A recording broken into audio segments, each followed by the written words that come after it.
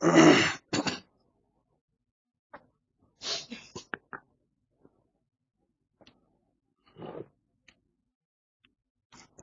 بالله من الشيطان الرجيم.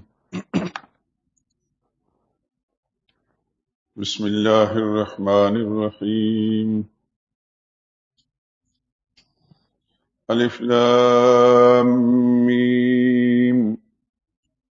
ذلك الكتاب لا ريب فيه هدى للمتقين الذين يؤمنون بالغيب ويقيمون الصلاة ومما رزقناهم ينفقون والذين يؤمنون بما أنزل إليك وما أنزل من قبلك وبالآخرة هم يوقنون أولئك على هدى من ربهم وأولئك هم المفلحون.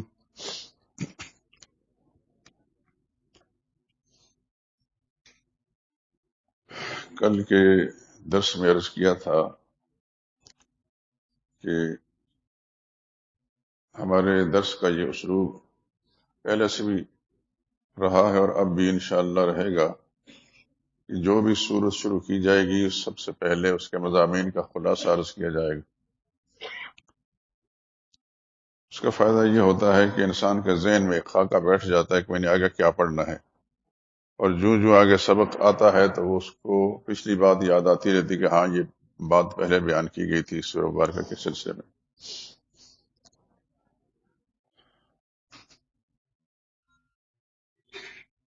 اس سورہ مبارکہ میں اس کی ابتدائی 5 آیات کریمہ جو اس وقت میں نے تلاوت کی ہیں، ان آیات میں اہل ایمان کا ذکر ہے، اور اس کے بعد 2 آیات ان الذين كفروا سواء عليهم أأنذرتهم أم لم تنذرهم لا يؤمنون ختم الله على قلوبهم وعلى سمعهم وعلى أبصارهم غشاوة ولهم عذاب عظيم. آیت نمبر 6 اور 7 ان آیات میں کفار کا ذکر ہے، پکے کافر.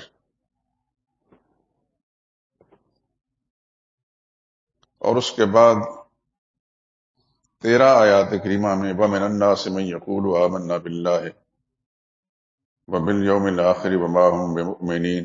آیت نمبر 8 سے آیت نمبر 20 تک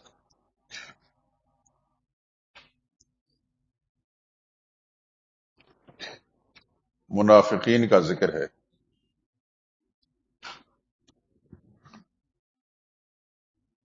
انبیاء کرام علیہم الصلاۃ والسلام، خصوصاً ہمارے آقا حضرت محمد مصطفیٰ صلی اللہ علیہ وسلم کو دین کی دعوت کے سلسلے میں جن لوگوں سے واسطہ پڑا، شروع میں تو وہ 2 قسم کے لوگ تھے، بعد میں پھر ایک طبقہ اور پیدا ہو گیا منافقین کا.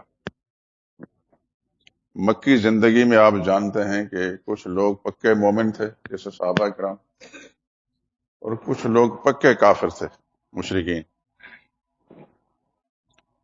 جب تک مکی زندگی میں رسول اللہ صلی اللہ علیہ وسلم تشریف فرما رہے، ان 2 ہی طبقوں سے واسطہ پڑا، پکے مومن اور پکے کافر.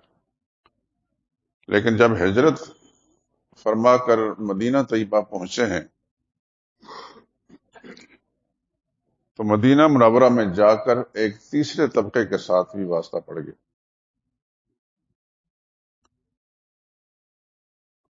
اور وہ ہے منافقین کا. نبی کریم صلی اللہ علیہ وسلم کی حیات طیبہ میں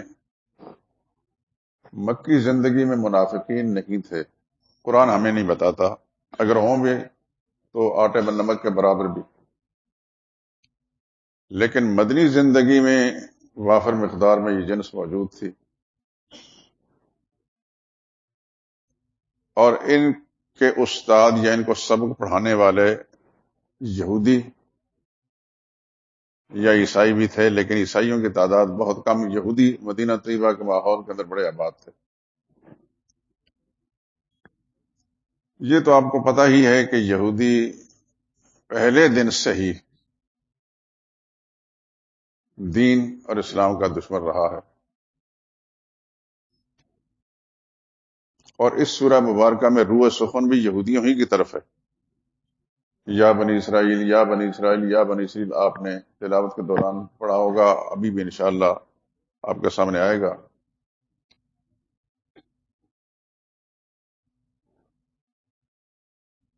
تو یہودیوں نے تو رسول اللہ صلی اللہ علیہ وسلم کو ماننا ہی نہیں تھا۔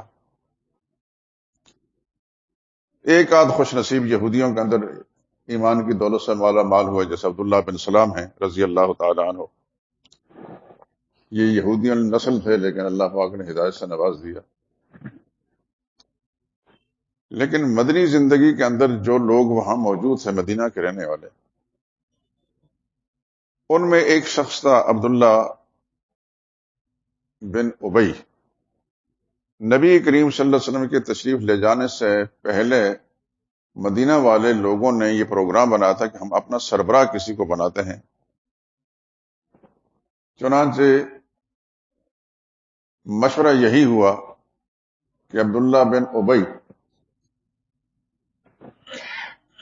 اس کو سربراہ بنایا جائے، اور اس کے لیے باقاعدہ پروگرام تاج اس کے سر پر رکھنے کا بن گیا تھا، تاکہ نبی کریم